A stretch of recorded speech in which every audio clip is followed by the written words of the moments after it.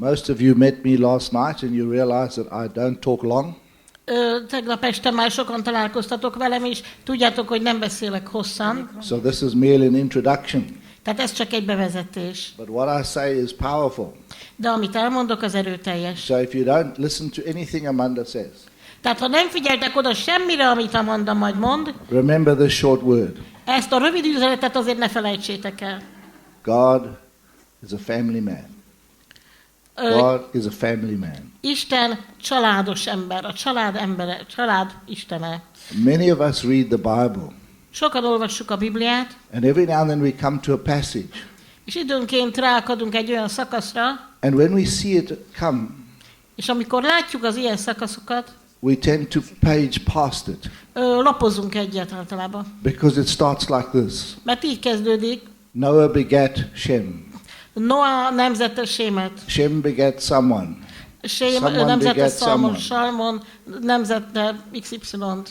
And we forget about it. És ezt el is felejtjük. And we don't realize that God is teaching us something very important. És nem tudjuk, hogy Isten ezzel valami nagyon fontosat tanít nekünk. He says it's vital to know who your family is. Azt mondja, hogy létfontosságú tudnod, hogy ki a családod. For a father, it's critical to know where your children are.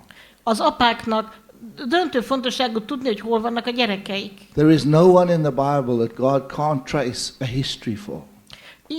Nincs olyan ember a Bibliában, akinek a múltját Isten nem tudja felgöngyölíteni. And so the most awesome job you have as a parent Tehát nektek szülőknek a legfantasztikusabb feladatotok az, is to take that little bag of potential, hogy fogjátok azt a kis lehetőségekkel teli tasakot, whether it's a boy or a girl, akár lány, akár fiú, and determine its purpose, és meghatározzátok a célját, and make sure you get to the test. és gondoskodjatok arról, hogy a legjobbat kihozzátok belőle. You have to achieve your children's destiny. El kell érnetek a gyereketek rendeltetését. And if your child doesn't get to where God wants him to be, És hogyha a gyermeketek nem jut el oda, ahol Isten látni akarja, you have an amazing lesson to learn. akkor óriási leckét kell megtanulnatok. And you have an awesome task to fulfill. És óriási feladatot kell elvégeznetek. And God will come back and ask you why you didn't. Mert Isten visszatér hozzátok, és megkérdezi, hogy miért nem tettétek meg. And many of us are going to say, I was busy with the work. És sokan azt fogják erre mondani, hogy elfoglalt nagyon a I was munkám. building a business. Egy vállalkozást építettem fel. I was building a farm. Egy farmot építettem ki. I was building a ministry. Vagy egy szolgálatot építettem And fel. God's going to look past that. He's going to look past that. He's going to ask you, what did you do with your children? De Isten elmegy emellett, és azt mondja, hogy mit tettél a gyerekeiddel. For some reason, the pastor chose the wrong song. Valamilyen okból a pásztor nem a megfelelő dalt And the one választotta. he should have read was 126. A 26. Zsoltárt kellett volna. Igen, Zsoltárt választotta, a 26-at kellett volna. And it says, restore our fortune, O God, Azt mondja ez, hogy Istenem, állítsd helyre a mi jó like szerencsénket. the streams in the Negev. Like Mint the a Negev folyamait. Those who sow in tears Akik könnyekkel vetnek, will reap in joy. azok örömmel fognak aratni. You need to sow in tears for the purpose of your child, Könnyekkel kell vetnetek a gyermeketek céljaiba. so that you can reap the full potential that God has for you. Úgyhogy mikor Isten válaszol, akkor a lehetőségek teljességét arathassátok le. I Amen. suggest you stand for a minute, Azt javaslom, hogy egy pillanatra álljunk fel, because when you sit down, mert amikor majd leültök, you're going to sit down for a long time. My sokáig wife is gonna fogtok talk. majd ülni. All right, my wife wants me to explain the circle. The purpose that we're coming to talk to Tehát milyen céllal is jöttünk össze most? is raising godly families. Isten szerinti családokat akarunk felnevelni. And so we want to leave this picture with you. Úgyhogy ezt a képet szeretnénk feltenni. And this is the picture. We first start off to have a godly child, to have a godly home. You need to have a godly marriage. Tehát először is ahhoz, hogy legyenek Isten szerinti gyermekek, egy Isten szerinti otthonra, házas párra van szükség. And so we're going to talk about what the principles of that marriage are. Tehát meg fogjuk beszélni az ilyen házasságnak az alapelveit. And the second thing you need to have is you need to have a family. You need to recognize your job is to have a family. A második az, hogy kell, hogy legyen családunk. Fel kell ismernünk, hogy Isten azt a feladatot adta nekünk, hogy családunk legyen. And the third session we're going to talk to you about the difference between rules A harmadik tanításon a különbségről fogunk beszélni a szabályok and values. és az értékek között. And then we're going to talk to you about discipline to build godly character. Utána beszélni fogunk arról, hogyan kell úgy nevelni a gyerekeket, hogy Isten szerinti jellemük legyen. And then we're going to talk about being grounded in the Word, understanding what the Word is and understanding what the world is. Utána meg kell majd beszélnünk, hogy hogyan kell megalapozni a Szentírásban a gyerekeket, hogy hogyan tudják meg, hogy mit is mond a Biblia. And finally to have godly children in the middle of the circle. Végül is pedig ahhoz, hogy a kör közepén látható Isten szerinti gyerekeink legyenek, We want to teach you the principle of blessing. meg kell tanítanunk nekik az áldás alapelvét. And God says, my words have power.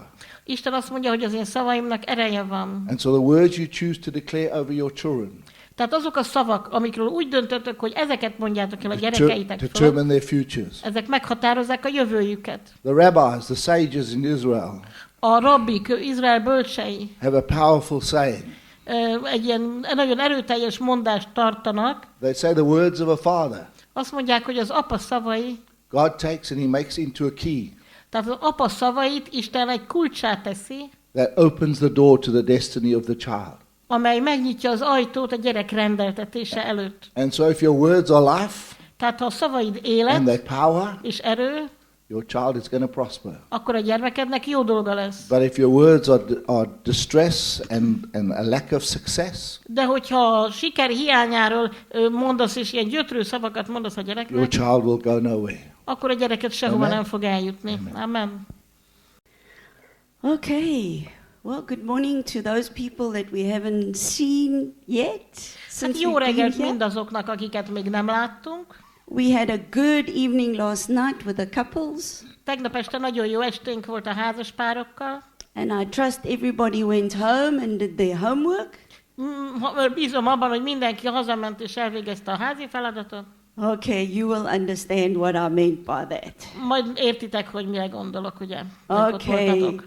So the next step in a family after the couples come together Tehát a következő lépés egy család életében, miután a házas pár jól összejött egymással, God says, He blesses Adam and Eve, and He says, be fruitful and multiply. Isten ugye megáldotta Ádámot és Évát, és azt mondta nekik, hogy sokasodjatok és szaporodjatok. And so, as Rolly was sharing, everything is going to be about the children and a godly family. És ahogy Roli is elmondta, utána minden a gyerekekről és az Isten szerinti családról szól.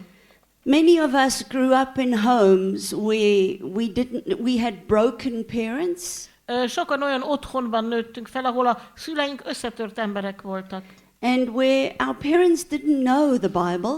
Nem ismerték a szüleink a Bibliát, And you see, you can't give something to your children that you never received. és tudjátok, a gyerekeiteknek nem tudtok olyan valamit átadni, ami nektek sose volt. And so for generations, we pass on brokenness to the next generation. Hát nemzedékeken keresztül az egyik nemzedék összetörtséget ad át a másik nemzedéknek. Because we don't know what the right way is. Mert nem tudjuk, mi a helyes út. We just carry on making the mistakes. Ezért ugyanúgy folytatjuk és követjük el ugyanazokat a hibákat. And so we want to use this weekend És ezt a hétvégét szeretnénk arra használni, like a plumb line.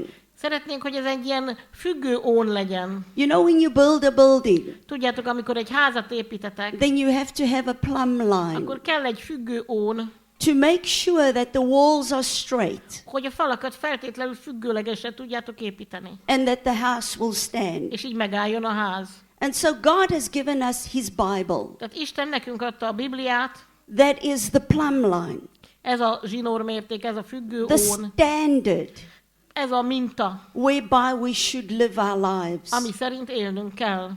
And so we will check today, Tehát ma leellenőrizzük, as we see the standard, the plumb line of God's Word. ahogy látjuk Isten beszédének a függő ónját, We will measure it against our own lives. oda tesszük az életünk mellé. And we can see how skew our walls and our house has been built. És majd meglátjuk, hogy mennyire ferdére sikerült építeni a házunkat. You know, it's not that you want to be bad.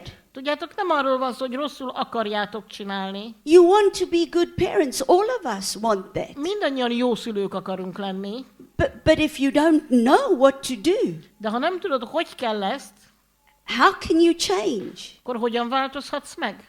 And so for the young people that are here today, Tehát az itt jelenlévő fiataloknak mondom, this is such good news.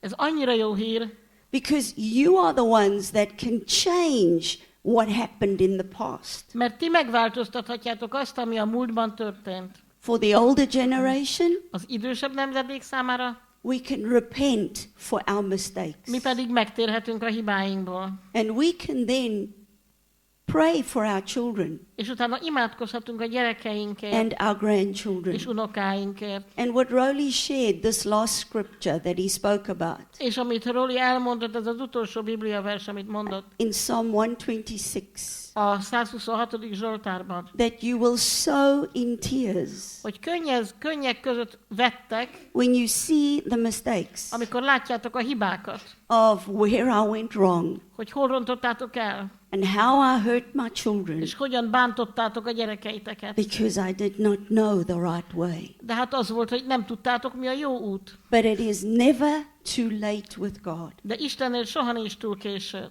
You can correct things Helyrehozhatjátok a dolgokat, and you can ask forgiveness. és bocsánatot kérhettek.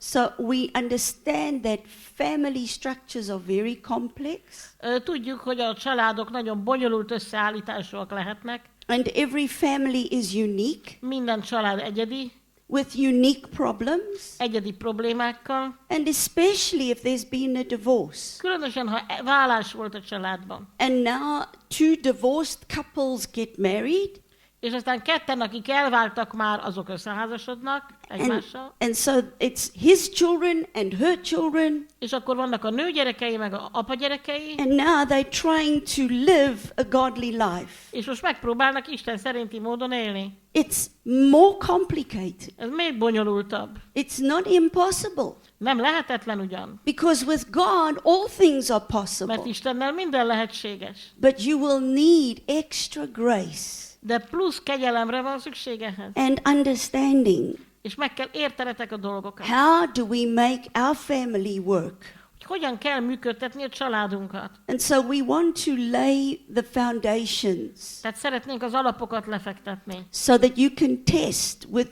your plumb line, you can test. Hogy megvizsgálhassátok az életeteket a függő ónnal. What is going on in your family? Mi zajlik a családotokban? And how God must help us raise godly families. És miben kell segítenie Istennek nekünk az ő akarata szerinti család felnevelésében. Okay, so the first lesson this morning, Tehát az első lecke ma reggel. I just want to say to you that there is a little book that has been written for this weekend. Szeretném, ha tudnátok, hogy írtunk egy könyvecskét erre a hétvégére. It is already available in English, Angolul már megvan készen. that you can download. Azt le lehet majd tölteni. And Pali, you've got the English link. Okay, so you can contact Pali for the English link to Úgyhogy Pali download meg the tudja book. mondani, hogy honnan lehet letölteni angolul a könyvet. And it is nearly all translated into Hungarian. És már majdnem sikerült lefordítani magyarra is. It's very close to finish now. Már elég közel van a befejezéshez. Okay, so by next week it will be up. Tehát The jövő hétre Hungarian meg one. lesz. Well, may not be. Hallelujah. We will try. Is that right, Pali? Ha megpróbáljuk. Is it nem by biztos, next hogy week? Let's give 2 weeks, please. Maybe 2 weeks. 2 weeks. Okay, that's fine. That's fine. Just 2 hét múlva körülbelül meg lesz. we'll készen. tell you when it's ready. Majd megmondjuk, hogy mikor van kész. Okay, but it will be also in Hungary. Tehát Hungarian. meg lesz magyarul is. Hallelujah. That is awesome. Ez fantasztikus. I am so excited about the translations. Nagyon lelkes vagyok a fordítások miatt. And Chilla and her team, they've been working very hard. Tehát az ugószelesek elég keményen dolgoztak ezen. And there's a course that we do called Journey to Freedom. Tehát van egy ilyen tanfolyamunk, az a címe, hogy út a szabadsághoz. And it takes you by the hand Ez kézzel fog titeket, and it leads you step by step by step és lépésenként vezet. to deal with your own problems from your childhood, Hogy le tudjatok számolni a gyerekkorotok problémáival, and then to be able to correct things in your life. helyre tudjátok hozni az életetekben a dolgokat. And so we have now, Chilla first has 12. gone right up to 11 and 12 Tehát most már DVD. a 12. DVD-ig van kész a kiadvány erről. Ez egy 40 DVD, és 12. van kész magyarul. And last year we played you a little piece so that you can see the quality. Tehát tavaly kicsit lejátszottuk belőle, hogy lássátok a minőségét. It is excellent. Kiváló.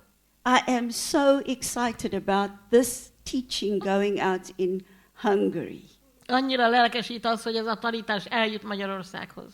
And it's a lot of work. És nagyon sok munka kell hozzá. So when you see me speaking, Tehát amikor látjátok, hogy beszélek, I speak Hungarian. akkor ott magyarul beszélek a DVD-n. Okay, so that is just, these DVDs are tools to help you deal with the things of the past. Ezek a DVD-k eszközök, amelyek segítenek a múlt dolgainak a rendezésében. So this weekend it is additional, Ez a hétvége ez egy plusz dolog. specifically with a focus on children. Konkrétan a gyerekekre koncentrálunk most. So we're going to look, how do we nurture our children? Tehát megnézzük, hogy hogyan kell gondoznunk a gyerekeinket, táplálnunk. How do we raise them in a godly family? Hogyan neveljük fel őket Isten szerinti családban. And how will children grow up so that they will look more and more like Jesus? És hogyan növekedjenek úgy föl a gyerekek, hogy egyre hasonlóbbák legyenek Jézushoz. And so God comes, and in the beginning of the Bible, he speaks about seed. Tehát amikor Isten a Biblia elején odajön az emberhez, akkor a magról beszél. And he says that if you sow seed, it will produce after its own kind. Azt mondja, hogy ha magot ültetünk el, akkor az a maga neme, maga fajtája szerinti dolgot hoz létre. And so we know that, an apple tree will produce an apple tree. Tehát tudjuk, hogy az alma magból almafa lesz. And so a child is what will come forth from you, from your seed. Tehát a gyermeked, aki ugye a te magodból nő ki, And your child will look and do exactly what you are doing. a gyereked úgy fog kinézni, mint te, és pontosan azt fogja csinálni, amit te. Because a child doesn't listen always to what you say, Mert a gyereked nem mindig figyel arra oda, amit mondasz, but they always do what you do. de mindig azt csinálja, amit te. That is how a child learns. Így tanulnak a gyerekek. And so you are going to produce seed after your own kind. Tehát a te magodból a te fajtád szerinti termés lesz. And so we were made in the image of God. Isten minket az ő képmására teremtett, And so as parents, we are to raise children that look like God. tehát nekünk, szülőknek olyan gyerekeket kell felnevelnünk, akik úgy néznek ki, mint Isten. And so we see that children are, it's like what you leave behind one day will be your children. Egy nap, ami utánad maradni fog, az a gyerekeid. And of course, last night we spoke a lot about the Garden of Eden.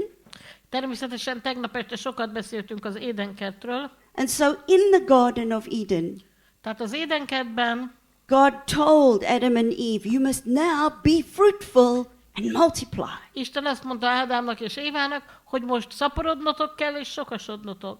And we know that they were kicked out of the garden through sin. Aztán tudjuk, hogy a bűn miatt kilettek parancsolva az Édenből, And our whole purpose is to get back into the garden. és most az egész célunk az, hogy visszakerüljünk a kertbe. Through Jesus, it is possible És Jézus által ez lehetséges. that we are able to live a godly life. Tudunk Isten szerinti életet élni, And we are able to have communion with God, fellowship with the Father. és közösségünk lehet Istennel, az Atyával. And so we need to give that picture to our children. És ezt a képet kell továbbadnunk a gyerekeinknek.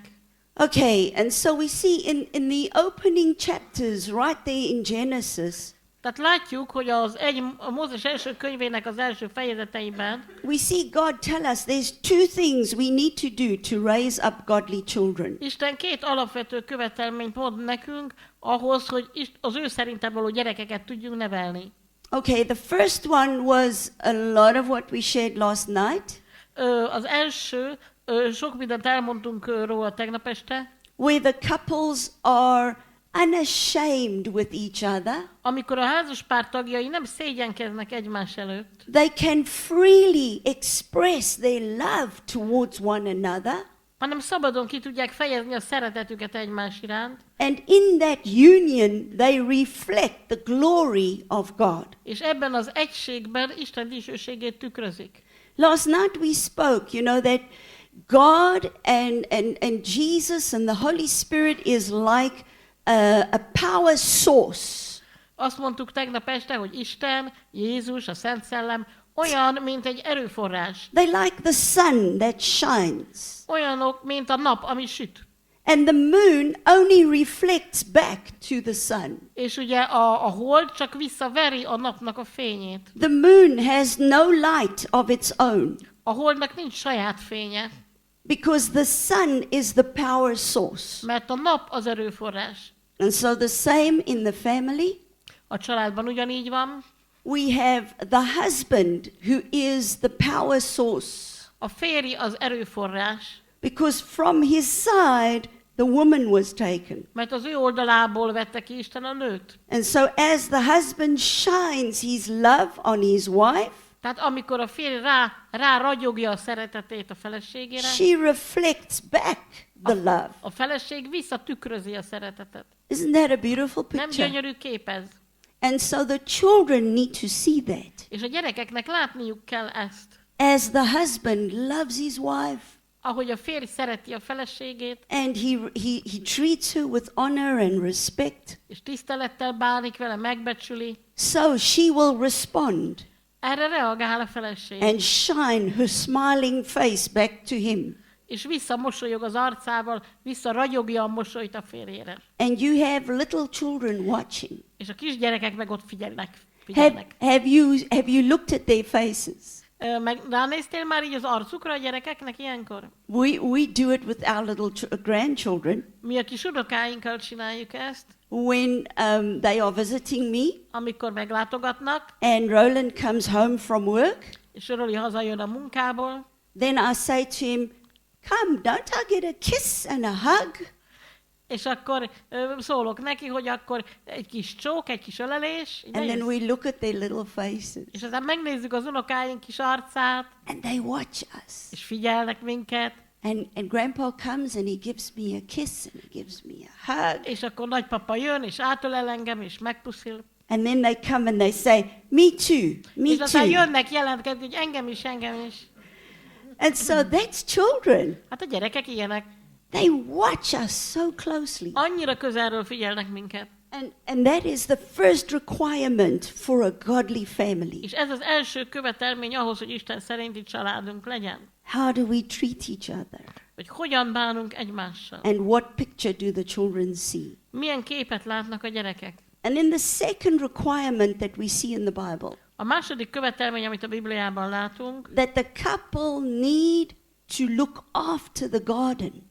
az az, hogy a házaspárnak művelnie kell a kertet. They are both assigned by God Isten mind a kettőjüknek azt a feladatot adta, to be like watchmen, hogy olyanok legyenek, mint az őrök. to guard and protect their family. Hogy őrizzék és védjék a családjukat. Okay, so let's see, where does this job description come from? Na nézzük meg, honnan jön ez a munkaköri leírás. In Genesis 2, verse 15, Az 1 Mózes 2.15-ben God took the man.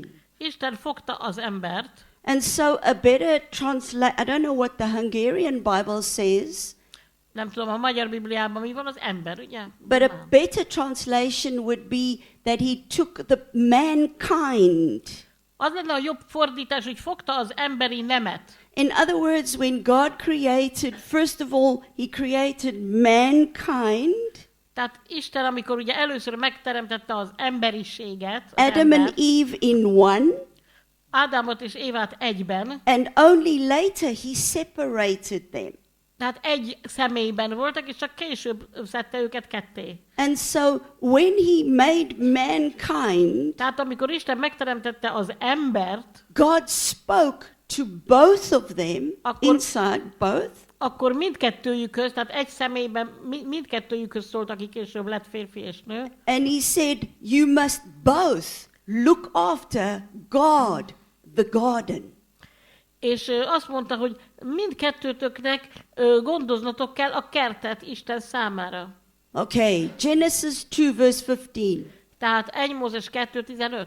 So the Lord God took man, Tehát az Úristen fogta az embert, he put him in the garden, elhelyezte a kertbe, and he told him, guard and protect this garden. és azt mondta neki, hogy őrizd ezt a kertet, és vigyázz rá. The word for tend the garden Az a szó, hogy műveld a kertet, in Hebrew, héberül it means work. a munkát jelent, hogy műveld, tehát dolgozz benne, műveld. So to make a marriage and a family work, you have to work at it. Tehát ahhoz, hogy egy házasság és egy család működjön, ahhoz dolgozni kell rajta. It's not something that will just be automatic. Úgy magától nem fog működni. You will have to put in some effort. Erőfeszítést kell belefektetni. And the fact that you are here on a Saturday, És az, hogy ti most itt vagytok egy szombaton, it speaks you are putting in effort. ez azt jelenti, hogy erőfeszítést fektettek bele. Because you could choose to be anywhere else today. Mert dönthettetek volna bármilyen más hely mellett is, ahol lenni akartok ma, But you've chosen to be here de ti úgy döntöttetek, hogy itt lesztek. because you have questions in your heart. Mert kérdések vannak a szívetekben, To say, I need to learn about a family. ami azt mondja, hogy tanulnom kell a családról. How must I correct things in my family? Hogyan kell helyrehoznom a dolgokat a családomban. And so I salute you Úgyhogy That tisztelgek előttetek, that you have come here on a Saturday mert ide jöttetek egy szombaton. where you could still be sleeping Pedig még alhatnátok, or shopping vagy vásárolhatnátok, or doing whatever you normally do. vagy akármit csinálhatnátok, amit szombaton szoktatok. But you see, you've come because God says for a godly family, you have to put in some effort. De ide jöttetek, mert Isten azt mondja, hogy ha ő szerinte való családot akartok, akkor azon dolgozni kell. And so I have to work in my garden, Tehát dolgoznom kell a kertemben, and I have to guard and protect. és utána védenem, őriznem kell a kertet. I must be on the watch the whole time for the enemy that wants to attack. Állandóan figyelnem kell, hogy hol az ellenség, aki támadni akar. So this is the foundation of a godly family. Tehát ez az Isten szerinti család alapja. And this will determine where your children are going. És ez határozza meg, hogy hova jutnak majd a gyerekeitek. Number one, Először is the relationship between the husband and the wife, a férj és feleség közötti kapcsolat. that they will reflect God's glory. Hogy ők visszatükrözzék Isten dicsőségét. Number two, Másodszor, the fact that you are prepared to work at your family az a tény, hogy készen álltok dolgozni a családotokért, and that you will be a watchman. és őrállók lesztek. Foundations for a godly family. Ezek az Isten szerinti család alapjai. Okay, so what would you expect that God will do for you or for your children? What is in your heart? Tehát mit vársz el Istentől, hogy mit tegyen a gyerekeidért, meg a családotokért? Mit szeretnétek Istentől? You know, there's a program that when I'm at home, I'm able to watch. Tudjátok, van egy műsor, amit ha otthon vagyok, meg tudok nézni. It's called The Nanny, Az a címe, hogy Nagyi. and it's from England, Angliából jött ez a műsor. and it's about this lady who is a nanny, Tehát egy hölgyről szól, aki egy nagyi, and then she goes to families that have the most difficult, impossible children. és olyan családokhoz megy el, akiknek a gyerekei a leglehetetlenebb, legfalnak menesztőbb helyzetekben vannak, vagy állapotokban. The family is in chaos. Teljes káosz van a családban. And you just think, how is she going to solve this problem? És csak úgy eszedbe jut, hogy fogja ez a néni megoldani ezt a problémát. There is no discipline. Nincs fegyelem. The children scream and fight the whole time. A gyerekek állandóan ordibálnak egymásra, meg verekszenek. And the child will not sleep in their own bed. Nem hajlandóak a saját ágyukban aludni. Oh, it is like impossible. Tehát lehetetlen helyzetek. And sometimes I don't think she's going to solve this problem. És néha arra gondolok, hogy hát szerintem ezt a helyzetet nem tudja megoldani. And then you watch the wisdom. És utána figyeled a bölcsességét. How she starts to train these little children. Hogy kezdi el ezeket a gyerekeket edzeni, tanítani. And she starts putting in principles. Elkezd alapelveket beléjük építeni. And she teaches them discipline. És fegyelemre tanítja őket. And sometimes just watching it wants to make you go crazy. Tehát az ember már majdnem attól bezsong, hogy nézi ezt a műsort. When that little child screams and screams, Amikor az a kisgyerek csak ordít, and mommy puts the child back in the bed, a anyukája visszateszi az ágyba, and then he jumps out of the bed, aztán ő meg kimászik az ágyból, and he screams, és ordít, and mommy puts him back in the bed. aztán az anyukája újra visszateszi az ágyba. Over and over and over and over. És ezt újra, és megint, és újra. 1 hour, 1 órán át, 2 hours. 2 órán át, This child doesn't stop. és a gyerek nem hagyja abba. You think, oh, Lord, I start to intercede. Elkezdek közben járni komolyan. And you know, eventually the child gets so tired, És tudjátok, végül az a gyerek úgy elfárad, and the mommy is crying az anyukája sír, because she doesn't know what to do mert anymore. ő se tudja már, hogy mit csináljon vele, But the nanny says, carry on és aztán azt mondja a nagyi, hogy folytasd, until the child will learn the lesson. amíg a gyerek meg nem tanulja a leckét. And there is no hitting of the shaking, no abuse. De nem rázzák a gyereket, nem verik meg, semmilyen bántalmazás nem történik, But very strict boundaries. de nagyon szigorúan föl vannak állítva a határok. And eventually the child learns the lesson. És végül a gyerek megtanulja a leckét. In the beginning it's very hard. Először nagyon nehéz ez. But it's parents that are broken. De hát ezek a szülők is összetört emberek. It's parents that are immature themselves. Ők maguk is éretlen emberek még. And they don't know how to raise these children. És nem tudják, hogyan kell nevelni a gyerekeiket. And the children get totally impossible. És ezek a gyerekek teljesen zabolátlanná válnak. And so there's, you know, and this is secular. This is secular training. És ez egy világi nevelés, tehát világi műsor ez. So how much more do we have when we have God on our side? Tehát mennyivel több lehetőségünk van nekünk, amikor Isten mellettünk van. So what is your cry in your heart this morning? Tehát ma reggel, ma délelőtt miért sír a szíved? Why did you come? With what cry, with what prayer in your heart did you come here? Amikor idejöttél ma reggel, milyen ima, milyen kiáltás volt a szívedben? Okay, so we want to just run through the basis of how do we love each other, that our children must see God in our lives.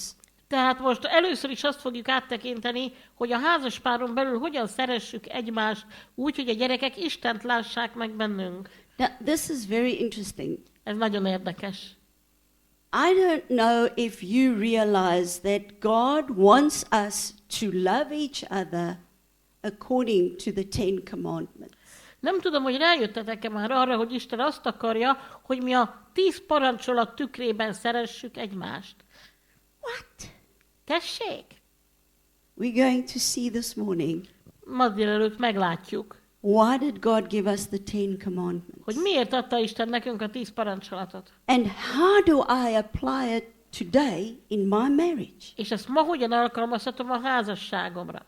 You see, at Mount Sinai, Tudjátok, a Sínai hegyen God called his bride Israel. Isten oda hívta az ő mennyasszonyát, Izraelt. And he made the first marriage proposal was at Mount Sinai. És a Sínai hegynél elmondta nekik az első házassági ajánlatot. And he said to his people, he said to his bride Israel, will you marry me? És azt mondta az ő népének, az ő mennyasszonyának, Izraelnek, hogy hozzám jössz? And the people said, I do. És azt mondta a nép, hogy igen. So now, if that is the first marriage proposal in the Bible, Hogyha ez a Bibliában az első ilyen házassági ajánlat, then surely we must learn from that. akkor biztos, hogy tanulnunk kell belőle. You see, God's word starts with the marriage. Tudjátok, Isten beszéde egy házassággal kezdődik. The first miracle took place at a marriage, at the wedding.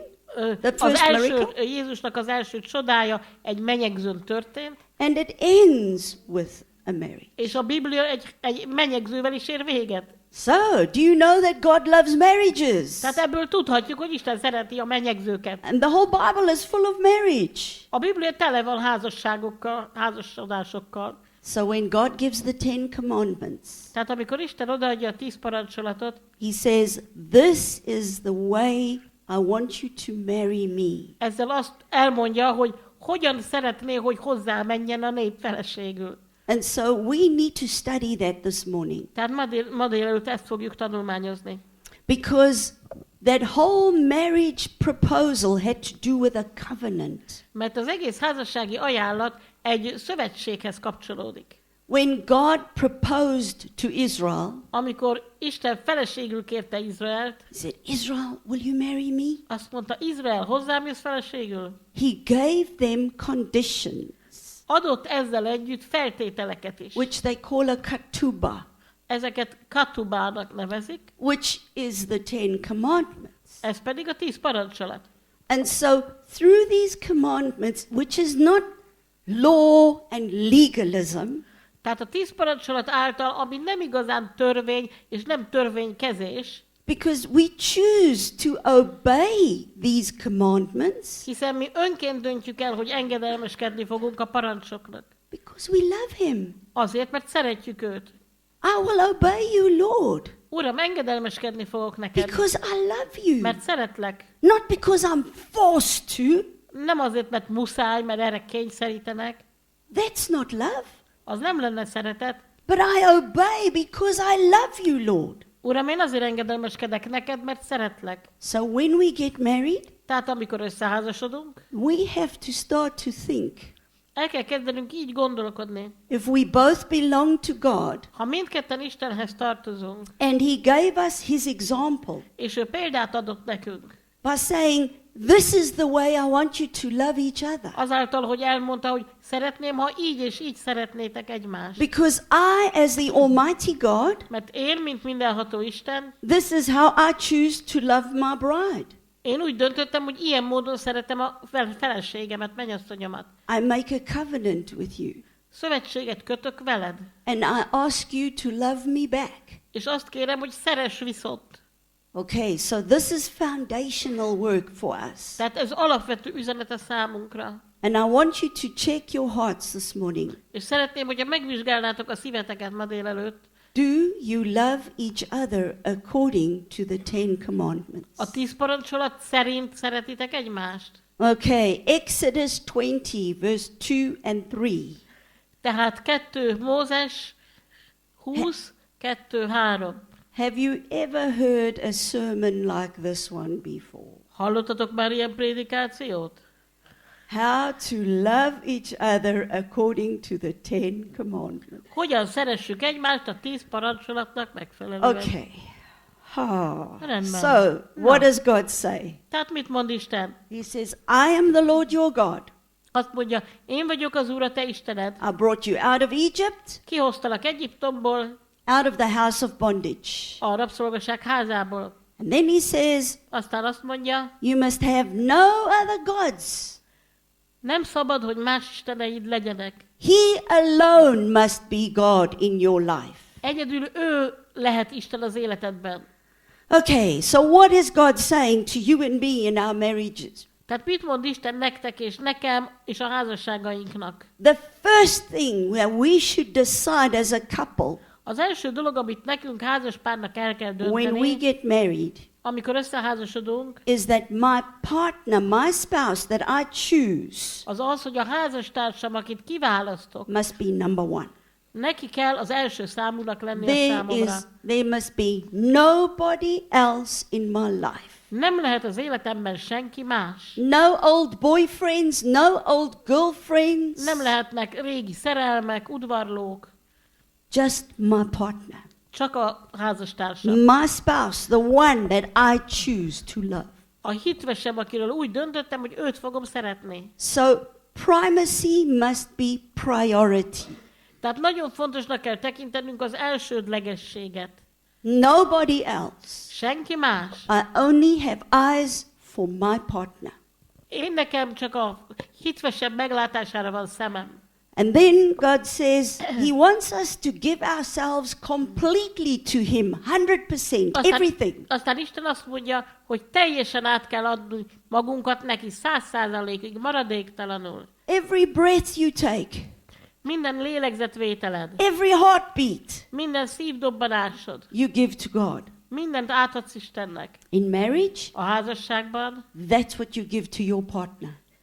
ezt adod a társadnak. You give 100% of yourself to your partner. Önmagad 100%-át adod át a házastársadnak. You must show each other you want to spend time with each other. Ki kell fejeznetek egymásnak, hogy időt akartok együtt tölteni.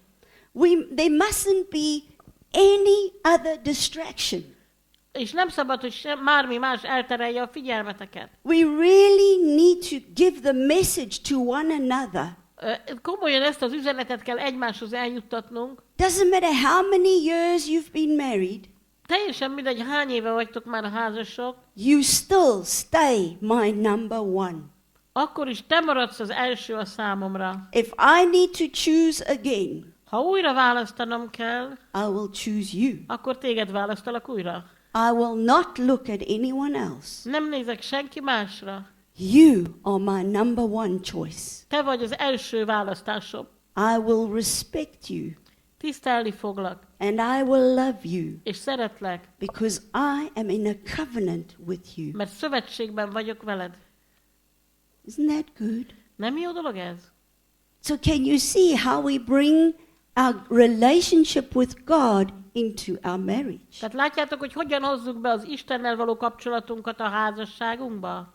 Now God says, remember, I've brought you out of Egypt. Isten azt mondja, hogy emlékezzetek, hogy kihoztalak titeket Egyiptomból. So if you have any old birthday cards or jewelry or presents from an old boyfriend or girlfriend, Tehát, hogyha van a birtokodban még valamelyik régi szerelmettől születésnapi képeslap, ékszer vagy bármi ajándék, or photographs, vagy fényképek róla, God says, get rid of that. Isten azt mondja, szabadulj meg ettől. Leave the old relationships behind. Hagyd magad mögött a régi kapcsolatokat, You are now moving into the promised land. hiszen most éppen belépsz az ígéret földjére. Don't bring any of the old lovers with you. Ne hozd magaddal a régi szerelmeidet, egyiket se. Sometimes out of sentimental thoughts, we keep a box of mementos. Néha ilyen érzelgősségből megtartunk egy ilyen kis emlékeket tartalmazó dobozt. Oh, this is the picture of my old boyfriend. Ó, ez a régi barátom fényképe. And we did this together and we did that together. Ezt csináltuk együtt, meg azt csináltuk. And this is a love letter he wrote És ez me. egy szerelmes levél tőle And look at nekem. the picture. Nézd meg ezt a képet. No. Nem. God says, destroy Isten azt that mondja, from the hogy past. pusztíts el mindent, ami a múlthoz köt.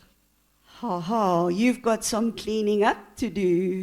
Van egy kis takarítani valótok. Okay, and so we need to rejoice in the new beginning with this partner I've decided to live with for my whole life. Tehát örülnünk kell annak az új kezdetnek az életünkben, ami azt jelenti, hogy azzal a társammal, akit egész életemre választottam, most elkezdem az életemet. Okay, now the second commandment, Na most akkor a második parancsolat. exclusivity. Kizárólagosság. You see, and this goes hand in hand with the first commandment, Látjátok, ez kéz a kézben jár az elsővel. where God says, I am the Lord your God. Amikor Isten azt mondta, hogy én vagyok az Úr, a te Istened. And so I am Amanda, Tehát én vagyok Amanda, the wife of Roland. Rolandnak a felesége. Nobody else. Senki más, én.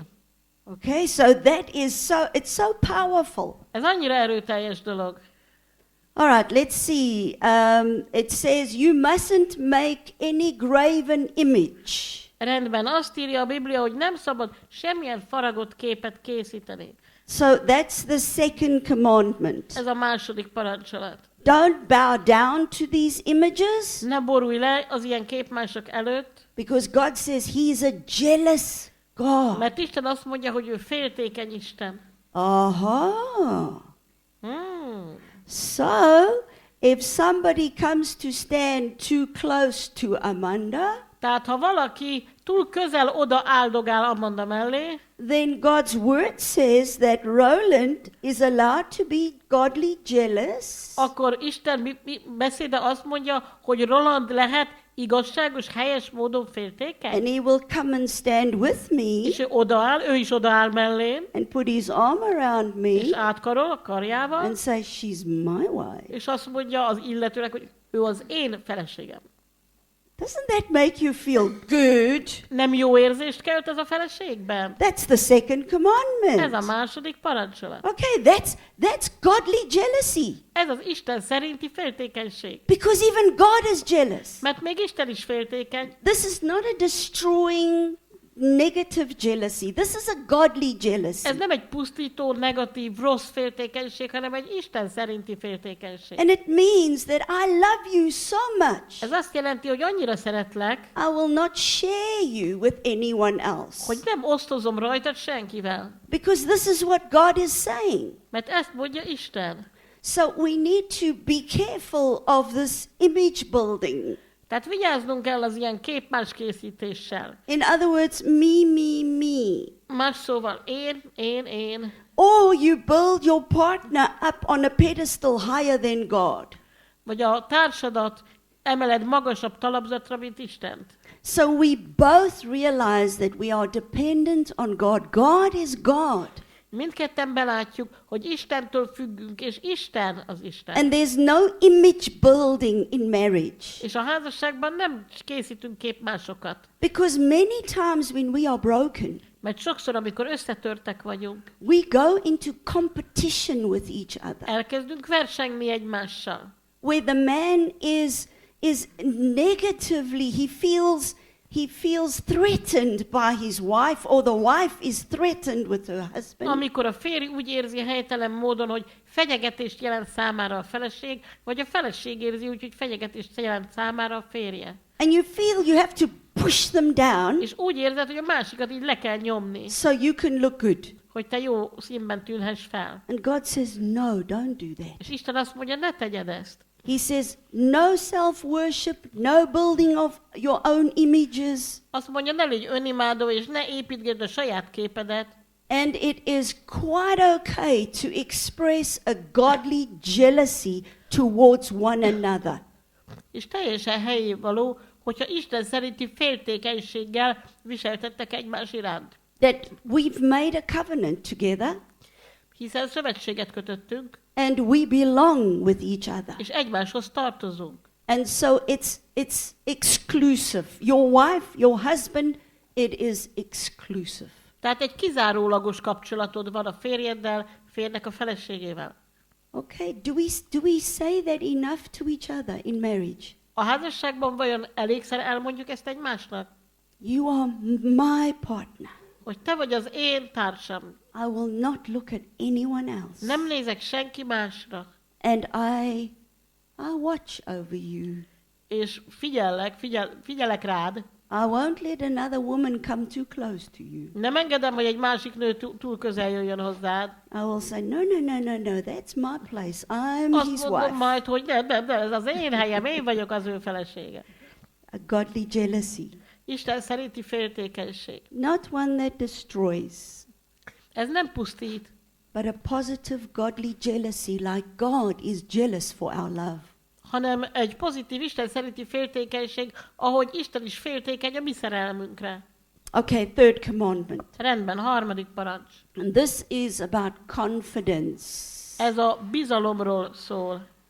Okay, Exodus 20 verse 7. 2 Mózes 27. This is interesting.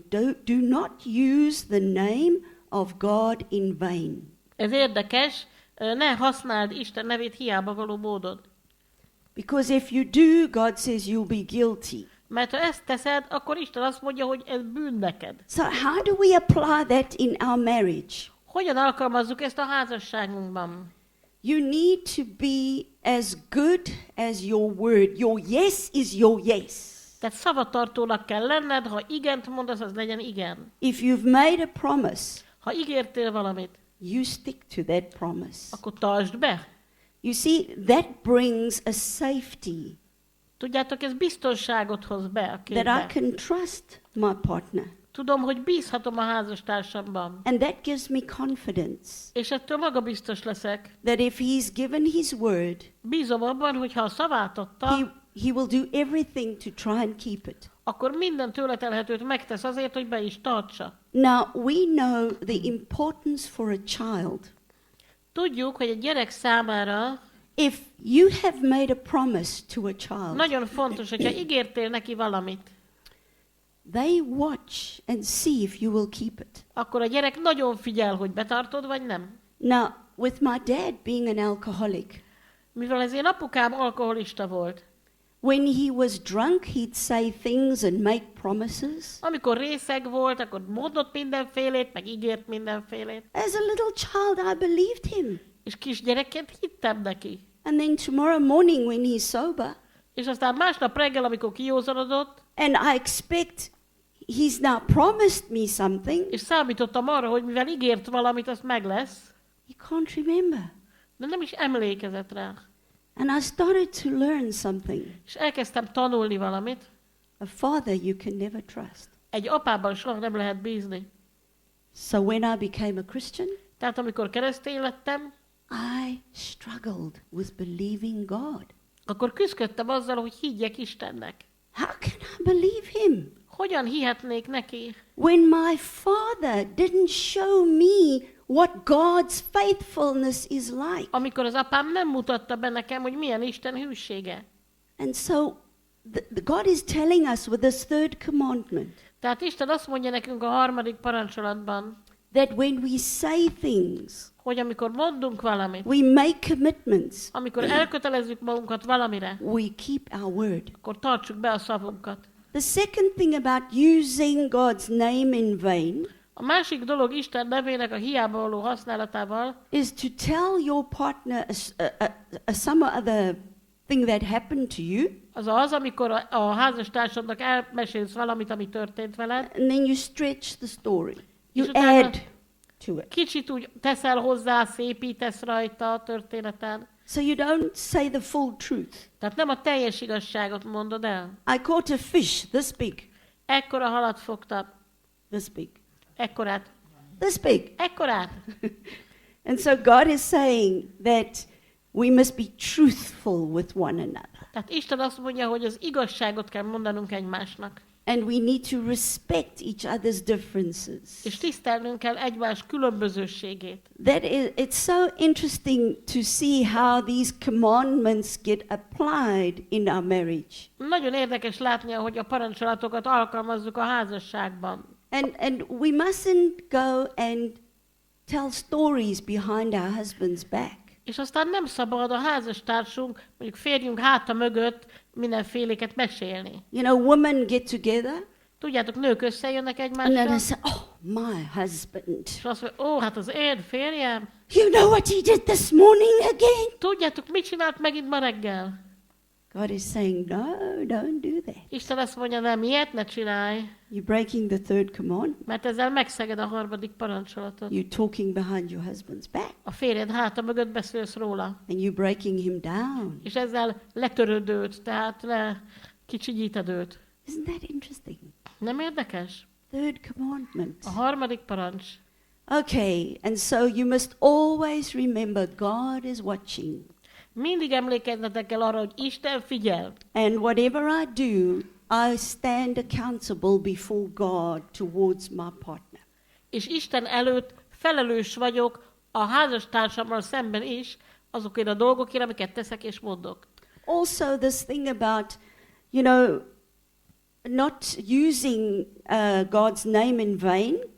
Szintén az Isten nevének hiába a felvételéhez tartozik. Don't keep on looking for a fight, always. Finding something wrong all the time. Hogy ne próbálj mindig találni valami rosszat vagy hibát, ami miatt veszekedhettek.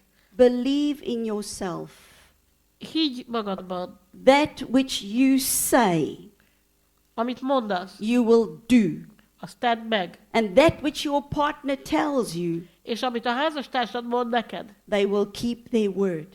ő is be fogja tartani, hidd ezt. That brings confidence and safety into the family. Ez bizalmat és biztonságot hoz a családba. All right, the fourth commandment. Na akkor a 4. parancs.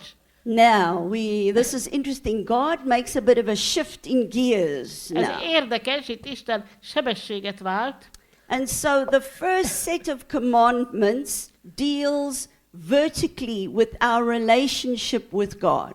Az első 3 parancsolat az Istennel való kapcsolatunkra, tehát a függőleges kapcsolatunkra vonatkozik. So now it's about, just husband and wife. That's the first 3 commandments. Tehát ebben az alkalmazásban az első 3 parancsolat a férj és a feleség közötti kapcsolatra vonatkozik. But now we come to the fourth one. De most jön a 4., Now it speaks about the Sabbath. ami a szombatról szól. So it speaks about a very important principle for couples. Ez egy nagyon fontos alapelv a házaspárok számára. It says 6 days you must work, Azt mondja, dolgozzatok 6 napon, but the 7th day you must rest. de a 7. napon pihenni kell. And so God rested on the 7th day. Isten is megpihent a 7. napon, The Lord blessed the 7th day, és az Úr megáldotta a 7. napot, and he declared it holy. és szentnek nevezte ki. Okay, what does that mean for us in our marriage? Mit jelent ez számunkra a házasságban?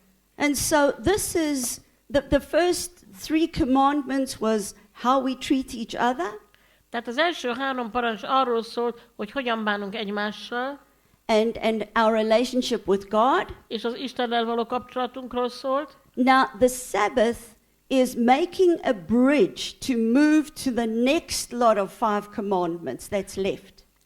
Ez a 4. parancsolat, ez olyan, mint egy híd, ez a szombatról szóló parancs. A híd az első 3 meg a maradék 5 parancs között. The Sabbath Vagy 4, teaches us about the gift of time. A szombat az idő ajándékáról beszél. You know, I minister in prison, Tudjátok, én szolgálok börtönben is, and I say to the guys in prison, és azt mondom ott a bentlakóknak, you guys have something that we don't have. nektek van valamitek, fiúk, amik nekünk nincs. And they look at me. Rám néznek, They behind bars, they locks and keys. ott vannak rácsok mögött, és zárakkal zárják be őket, kulcsok vannak a And they zárakon. say, what is Amanda saying? És azt mondják, mit akar Amanda mondani ezzel? I say, you have something that we don't have. Azt mondom tehát, hogy nektek van valamitek, ami nekünk nincs. You have time. Van időtök. What do you do in prison? You sit. Mit csináltok a börtönben? Csücsültök? And you have to, there's programs that they try and keep them busy. Vannak programok, megpróbálják lekötni a foglyokat. But I said, use your time Én azt mondom, hogy használjátok az időtöket so that you can train in the Word. arra, hogy tanuljátok a Bibliát. Because when you're out back in the world, when you've been released, Mert amikor majd kiengednek titeket, és kijöttök újra a világba, there's no time. akkor nem lesz időtök. You're back in the rat race. You're running. Mert visszatértek a mókuskerékbe, és futtok. Sure, I heard that your country wants you to start working, was it 14 hours now? Azt That they hallottam, want to hogy itt pass az a law? országba be akarják vezetni a 14 órás munkaidőt. Hey, that's heavy. Ez súlyos. No time. Nem lesz az embereknek idejük. So this commandment, God is trying to speak to us. Isten próbál hozzánk szólni ezen a parancson keresztül. He says, if you want a godly marriage, Azt mondja, hogy ha Isten szerinti házasságot you akartok, have to buy out the time. akkor meg kell vennetek az időt. You have to take the time Időt kell szánni rá, to spend time together. hogy együtt töltsetek időt egymással. You must have special moments that you together. Kell, hogy legyenek különleges pillanatok, amikor együtt vagytok. Because the work is chasing us. Mert a világ meg a munka hajszol minket. We are busy all the time. Állandóan teljesen el vagyunk foglalva. And so God is speaking to us. We have to check the time we spend with each other. És Isten azt mondja, hogy oda kell figyelnünk, hogy legyen időnk egymással. We need to determine what is important and what is urgent. El kell döntenünk, hogy mi a fontos és mi a sürgős. And you need to, when you make time for each other, have the time of your life. És amikor időt különítetek el egymás számára, ez legyen a legjobb idő az életetekben. And where you have quality time together. Minőségi időt töltsetek együtt. Because out of all the 6 days you can do whatever you want to. Mert az összes 6 napon csinálhattok, amit akartok, But God says there's one day in the week. de azt mondja Isten, hogy van egy nap a héten, He needs us to spend time with Him. mert szüksége van arra Istennek is, hogy időt töltsünk vele, Because He knows if we don't do that, mert tudja, hogy ha ezt nem tesszük, then our relationship is going to die.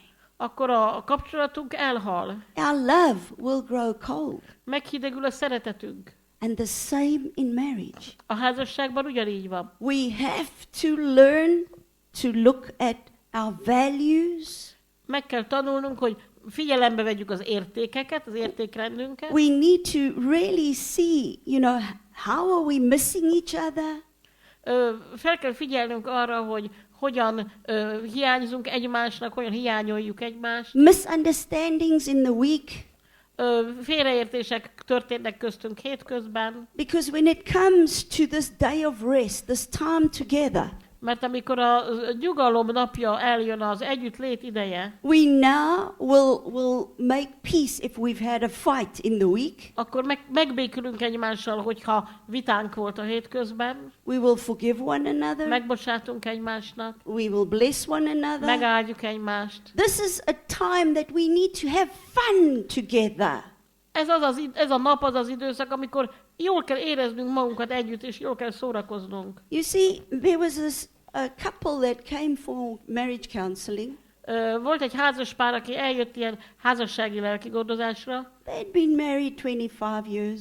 Körülbelül 25 éve házasok, And the wife was crying and crying. és a feleség csak sírt és sírt. And she said, Amanda, I can't remember when my husband last said he loves me. És azt mondja, Amanda, én már nem emlékszem, hogy mikor mondta a férjem utoljára, hogy szeret. And the husband looked at her. És a férje csak nézett rá, He said, what do you mean? és azt mondja, hogy érted ezt? The day we got married, Amikor összeházasodtunk, I said to you, I love you. akkor megmondtam, hogy szeretlek, And I have not changed my mind. azóta nem gondoltam meg magam. What's your problem? Akkor mi a gondod? You see, that's what happens if we don't understand the principle of the Shabbat. Tudjátok, ez történik, amikor nem értjük a sabbatnak, a szombatnak az elvét. We need to learn what God is saying to us. Meg kell tanulnunk, mit mond Isten nekünk ezzel. Now, what the rabbis teach the people, A rabbik azt tanítják az embereknek, we know the Hebrew family is our example.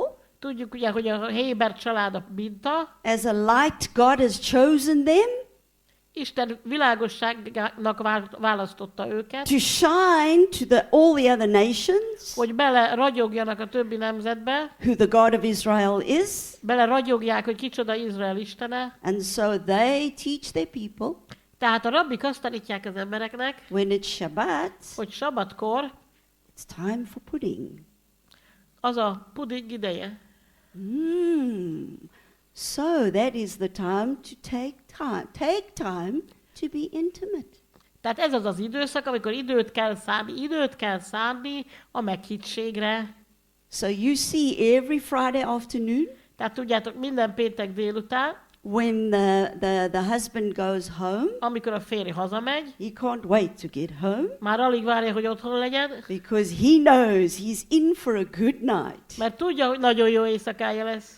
He buys flowers for his wife every week. Minden héten vesz virágot a feleségének, And then on Friday nights they have a big celebration, és ugye tudjátok, péntek este nagy ünneplés van, bless the family, megáldja a családot, and when everybody goes to bed, és amikor már mindenki lefeküdt, then the husband is very happy akkor a férj már nagyon boldog, because now it's his turn mert most rajta van a sor, to have the marital intimacy and pleasure with his wife. hogy a feleségével átélje a házasság örömeit. You see, sometimes we get so busy, Tudjátok, néha annyira elfoglaltak vagyunk, we don't make time for each other, hogy nem szánunk időt egymásra, even in intimacy. még a meghittségben sem. It's just quick, many times. Nagyon sokszor csak gyorsan It's lezavarjuk, just a biological release csak egy biológiai megkönnyebbülésről van szó, and no true intimacy és nincs igazi meghittség. and really finding each other's hearts.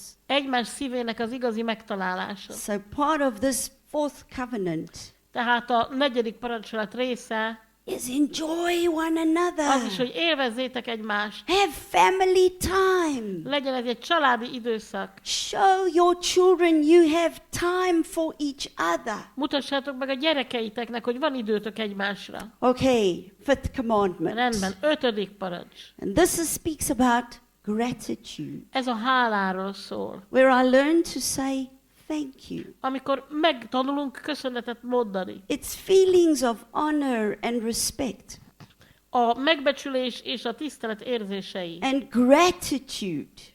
És a hála. It's something that you have to be taught. Ezeket a dolgokat meg kell tanulnunk. It's not something that comes naturally Ezek nem jönnek ösztönösen a számunkra. because we have a sinful nature. A bűnös természetünk miatt. And so as you live this kind of example, Tehát ahogy ilyen módon példamutatóan éltek, this fifth commandment, ez az 5. parancs, this speaks about honor your father and mother, ez arról szól, hogy tiszteld apádat és anyádat, that you may have a long life. hogy hosszú életed lehessen. Oh, sometimes it's hard, Néha ez nehéz, like with my father and his drinking. ahogy az én apámmal és az ő ivásával is az volt. You know, you think, how can I honor this man? Tudjátok, az embernek az jut az eszébe, hogy hogyan tisztelhetem ezt az embert. I have no respect for him. Én nem tiszteltem őt. He's always so drunk. Mindig annyira részeg volt.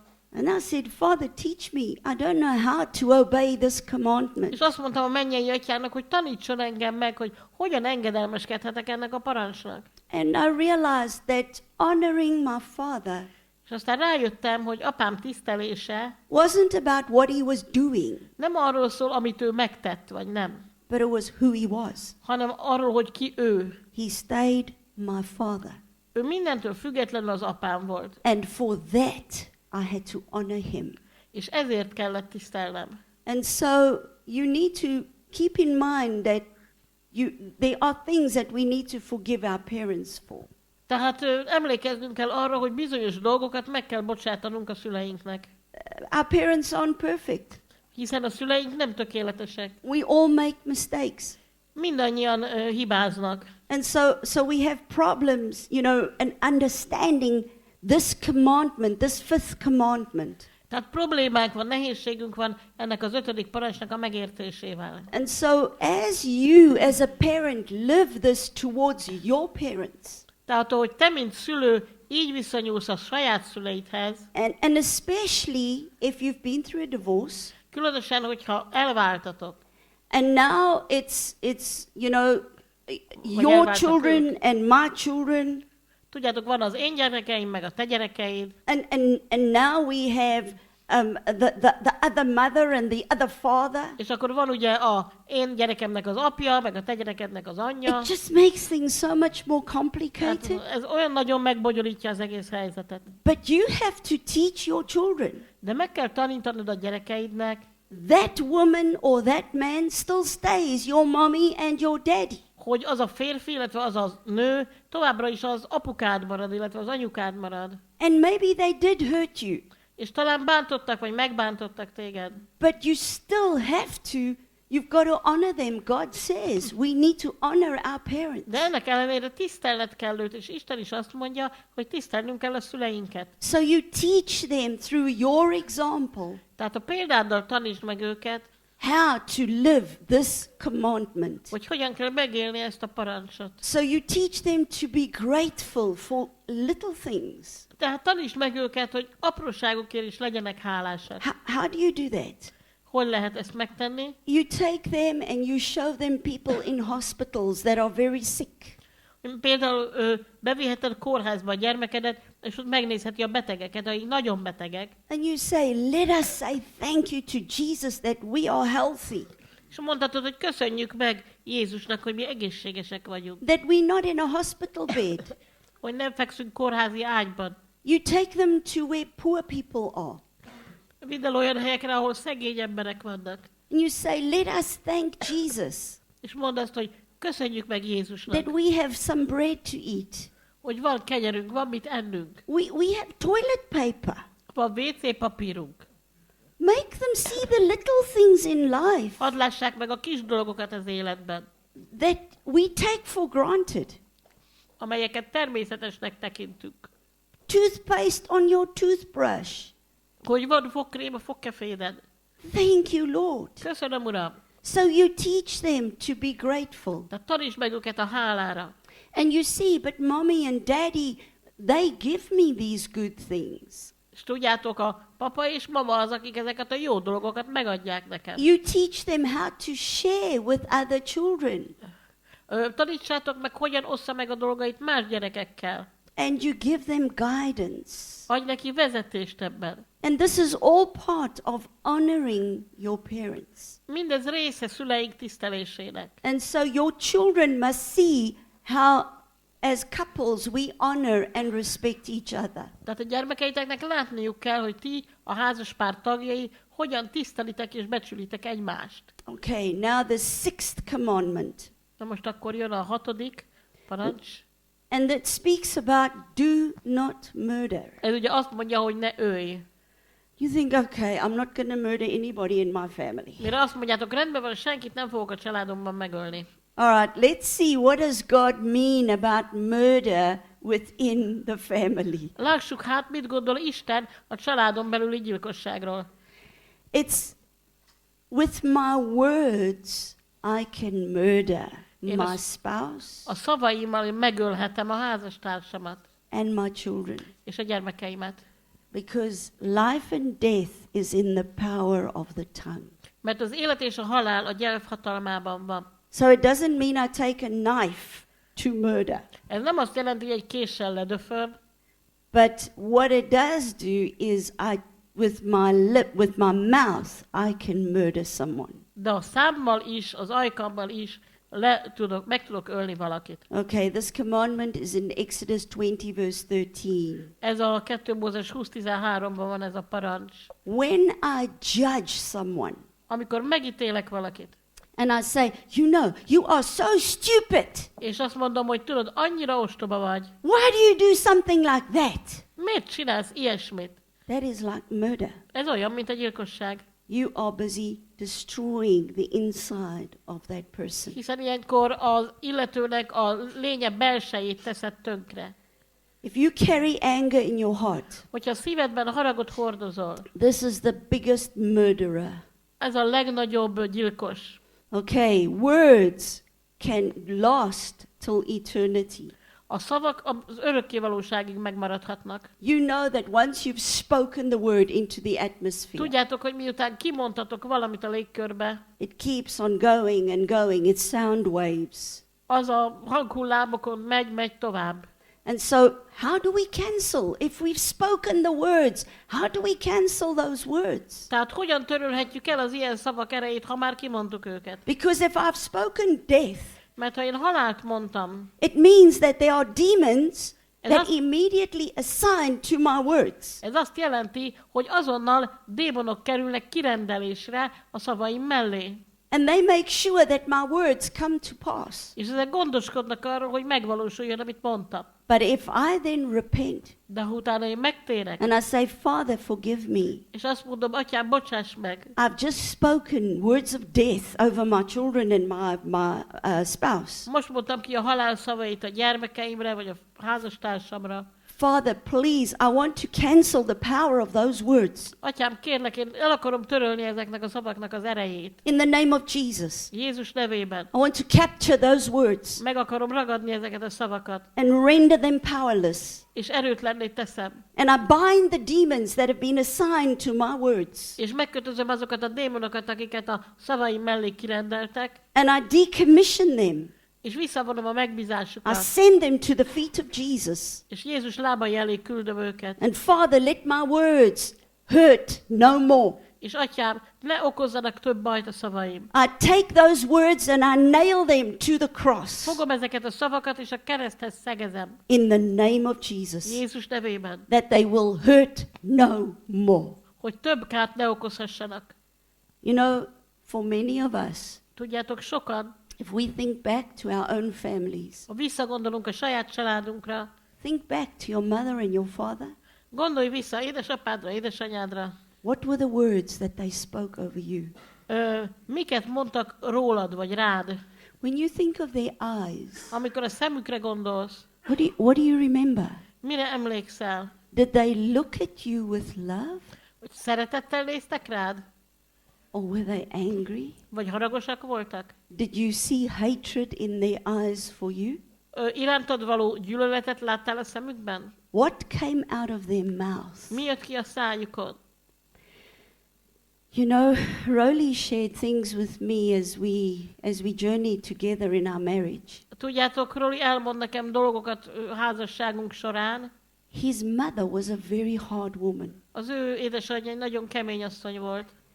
And there was a law in our country that the young men had to go and fight on the border of South Africa. És akkor hoztak egy törvényt az országunkban, Dél-Afrikában, hogy a fiatal férfiaknak el kellett menni a határra harcolni. So when they finished their school year, Tehát amikor a tanévnek vége lett Roliéknál, all the young men had to go to army. minden fiatal embernek be kellett menni a seregbe, It was compulsory. és kötelező volt. And so Roland went to army. Tehát Roland is ment a seregbe, And he tells the story of standing in the train. és elmondja azt, hogy amikor ott állt a vonatnál, All the young men that are now finished school, they are all standing in the train. minden fiatalember ott volt a vonaton már, aki éppen befejezte az iskolaévet, And he's looking around at the families come to say goodbye. és Roy körülnézett, látta, hogy a családok jönnek elköszönni a fiaiktól, And the mothers were crying. az anyák sírtak, And the girlfriends were a crying. barátnők is sírtak, And the sisters were és a crying. húgok is sírtak, They're saying goodbye to the young boys now going off to army. hiszen elbúcsúzkodtak azoktól a fiatal emberektől, akik mentek a harcba. And then he looked at his mother. És utána ő ránézett az anyjára, And she just stood.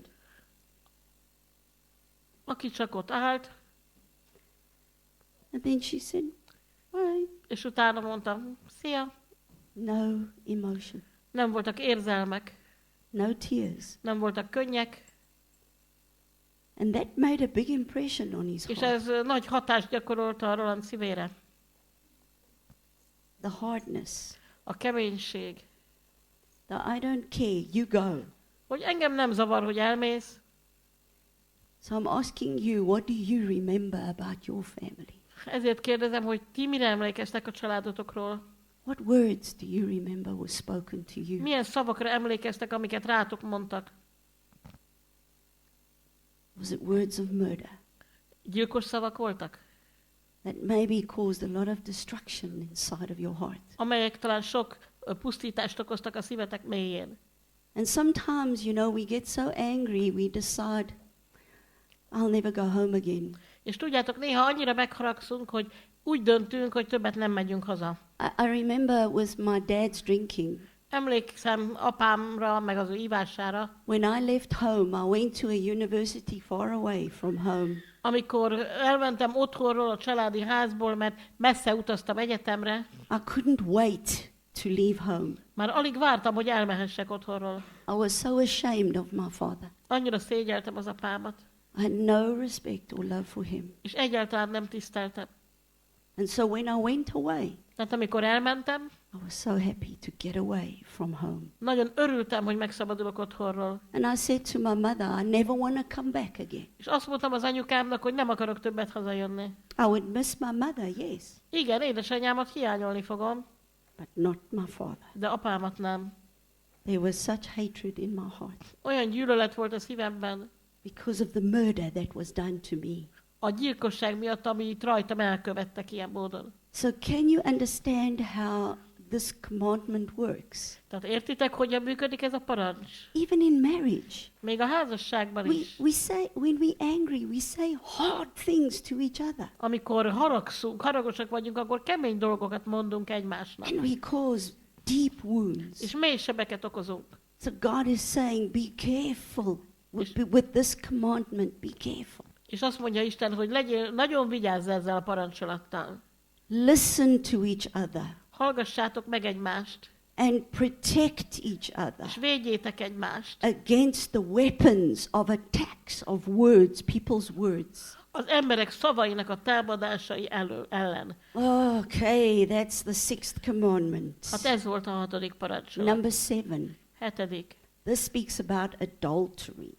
Ez a házasságtörésről szól. Now, this is much more than just physical adultery. Ez sokkal több, mint a testi házasságtörés, fizikai házasságtörés. It also includes how we misuse our intimacy. Az is benne van, hogy hogyan használjuk helytelen módon a meghitt kapcsolatunkat. So Exodus 20 verse 14.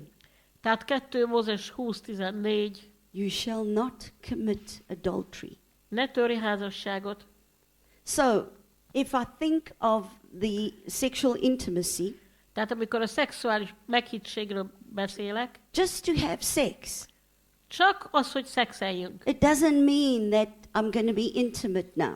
Ez még nem jelenti azt, hogy meghitt kapcsolatban leszünk egymással. It can be just a biological release. Ez lehet egyszerűen egy biológiai megkönnyebbülés. You see, intimacy is much more than that. Tudjátok, a meghittség sokkal több ennél. It is a journey where the two of us truly become one. Ez egy utazás, amelynek során mi ketten valóban egyé válunk. And sometimes if we've been married for a while, Néha, amikor már egy ideje házasok vagyunk, we lose the romance elveszítjük a románcot, and the excitement. a lelkesedést, az izgalmat. And so we need to bring fresh things back into our relationship És ilyenkor friss dolgokat kell behoznunk a kapcsolatunkba. so that there is a fresh love for each other. I need to keep on growing that love.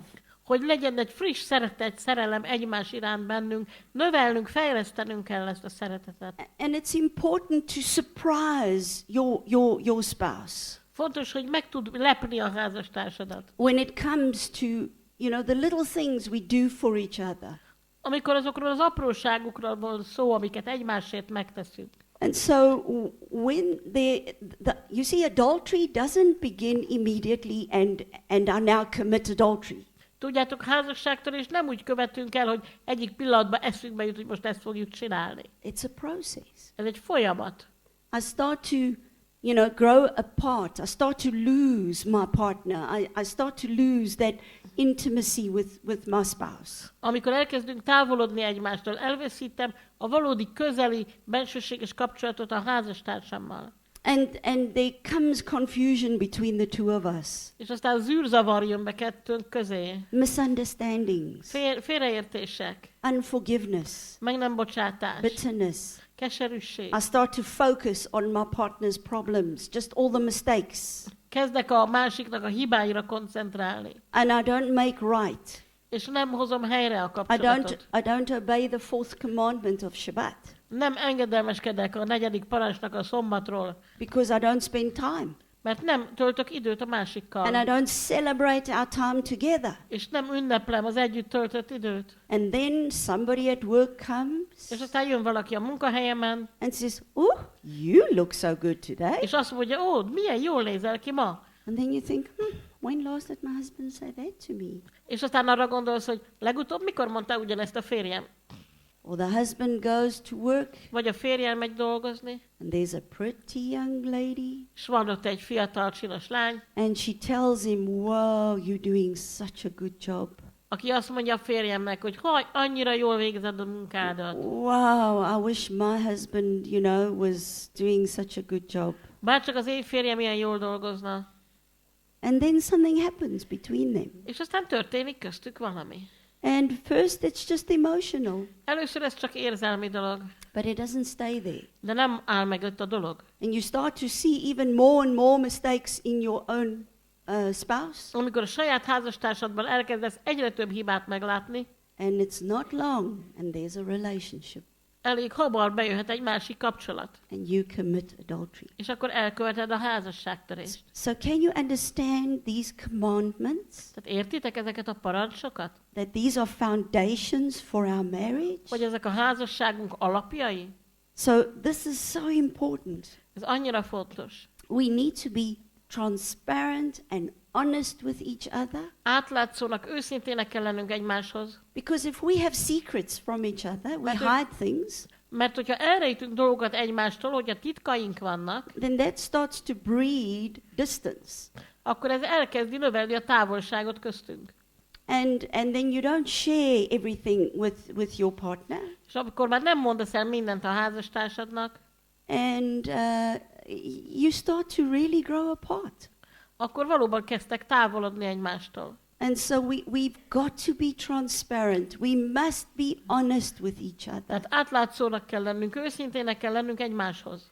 If, the young people are so challenged today. Tudjátok, a fiatalok előtt nagyon komoly kihívás van ma, Because sexuality is right in your face. mert a szexualitás mindenütt ott ütközik velünk szembe. One little button you press and you're into porn sites. Tudjátok, csak egy gombot kell megnyomni, és már is valami pornó honlapon vagy. And so it's so easy to get addicted to pornography. Nagyon könnyű függésbe kerülni a pornótól. And then, of course, the next step is masturbation. Aztán a következő lépés természetesen az önkielégítés. Because you feel it's such an effort to try and get my wife, in the right mood. Mert tudjátok, azt gondolja a férj, hogy hát annyira nehéz a feleségemet a megfelelő hangulatba hozni, So I just help myself. úgyhogy kiszolgálom magam inkább. And we have secrets from each other. És akkor titkaink vannak egymás előtt. I'm not transparent. Nem vagyok átlátszó, I'm not honest. nem vagyok őszinte. And that means I will then move. The next steps will be adultery. És ez azt jelenti, hogy tovább megyek majd még egy lépéssel előbb-utóbb, és jön a házasságtörés. And then you think, if somebody in the marriage has now committed adultery, És azt gondolják ugye a házas párban, hogyha az egyik fél már elkövetett házasságtörést, and many times you feel, I'll never get over this. akkor a másik nagyon sokszor azt gondolja, hogy soha nem lesz túl ezen. This betrayal was too big. Ez az árulás túl nagy volt. This pain is too deep. Ez a fájdalom túl mély. I'm going to divorce. El fogok válni. I'm going to pack my bags and I'm going to leave you. Becsomagolok és itt hagylak. You've hurt me so much. Annyira megbántottál. I want to give you a word of encouragement. Szeretnék egy bátorító szót mondani, That the Bible tells us that Israel was so unfaithful to God a Biblia azt mondja, hogy Izrael annyira hűtlen volt Istenhez, that he even divorced Israel hogy Isten is elvált Izraeltől because of the adultery. a házasságtörés miatt. But we see also good news. De látjuk a jó hírt is, God comes to renew his covenant. Isten jött, hogy megújítsa ezt a szövetséget. And there's a restoration in God's relationship with his bride. És Istennek is a mennyasszonyával helyreállt a kapcsolata. So if God can do it, Ha Isten meg tudja tenni ezt, he gives us the strength and the power akkor ő erőt ad nekünk is, to be able to forgive, arra, hogy meg tudjunk bocsátani, and to build back a strong marriage foundation. és újra felépítsük a házasságunk erős alapjait. It is possible Ez lehetséges, if we have made mistakes. hogyha hibát követtünk el. But today you are learning, what do I need to do to never make those mistakes again? De ma arról tanultok, hogy mit kell tennetek ahhoz, hogy soha többé ne kövessétek el ugyanazokat a hibákat. Okay, commandment number 8. Rendben, 8. parancs. And this is about sincerity and respect. Ez az becsületesség, az őszinteségről szól ismét, és a tiszteletről. And it speaks about do not steal. Ez ugye azt mondja, hogy ne lopj. Oh, okay, so I understand if I steal something from you. Igen, azt én értem, hogy milyen az, amikor ellopok valamit valakitől, But it's more than just physical stealing. de itt nem csupán fizikai lopásról van szó. It's got to do with how do I treat my spouse's heart. Ez arról is szól, hogy hogyan kezelem, hogyan bánok a házastársam szívével. It's if I have values and principles, Hogy vannak ugye értékek, amiket értéknek tekintek, alapelveim, that I live up to those values and principles. amelyeknek megfelelően igyekszem élni. It's where I complement each other. I don't steal from you by breaking you down. Tehát amikor megdicsérjük egymást például, az jó dolog, nem lopok tőled, nem törlek össze. There are many times women that are very angry, Sokszor előfordul, hogy nők, ha nagyon mérgesek, and they would actually like emasculate a man, akkor majdnem szinte a férfiasságát elveszik a férjüknek. and we call that a Jezebel spirit that works through a woman, Ezt a jezabeli szellemnek nevezzük, ami az asszonyon keresztül működik, that hates men amely gyűlöli a férfiakat. because she's hurt by men, Mert férfiak bántották, and she will do everything to try and destroy that man. és azért megpróbál mindent megtenni azért, hogy tönkretegye azt a férfit. And so she will then steal his manhood. És tulajdonképpen ellopja a férfiasságát, férfiúi mi voltát a férjének. She disrespects him Nem tiszteli őt, and disregards him, nem veszi tekintetbe, figyelembe, speaks down at him, lefelé beszél hozzá, and makes him lenézően, feel like a worm. és ettől a férj úgy érzi magát, mint egy féreg. So the Bible says, do not steal. De a Biblia azt mondja, hogy ne lopj. She's stealing his manhood. Ilyenkor az asszony ellopja a férjének a férfiúi mi voltát. She's stealing the honor that God puts upon him. Ellopja azt a tiszteletet, amit Isten ráhelyezett a férjre. And she doesn't place him in the place that God places him. Tehát a tiszteletre méltóságot, tehát nem adja meg azt a helyet a férjének, amilyen helyre Isten őt helyezte. She steals that place.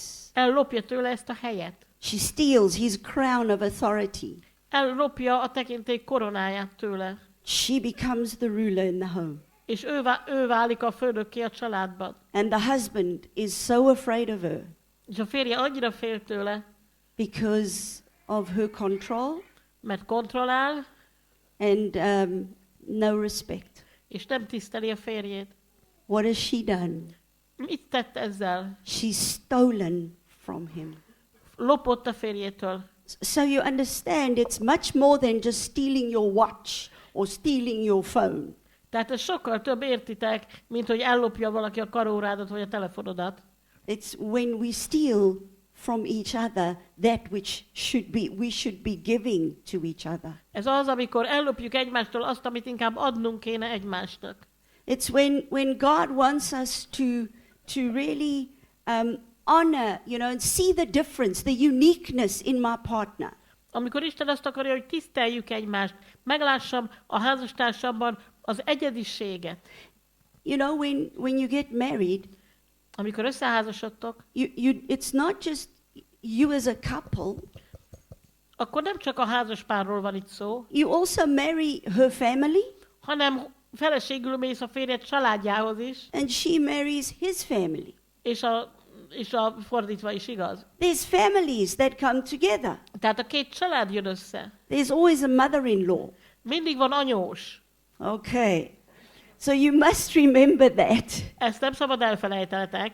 And so you need to release your partner to enjoy their family and go and visit the family. Go together. Engedned kell a házastársadnak, hogy élvezze a családját is, meglátogassa őket, elmenjen hozzájuk. But sometimes we are so spiteful De néha annyira visszaélünk, that we don't want to share, and we don't want them to go back to their family and visit with their family. vagy nem akarunk osztozni annyira sem a házastársunkon senkivel, hogy nem engedjük őt, hogy meglátogassa a családját, aki máshol él, hogy időt töltsön velük együtt.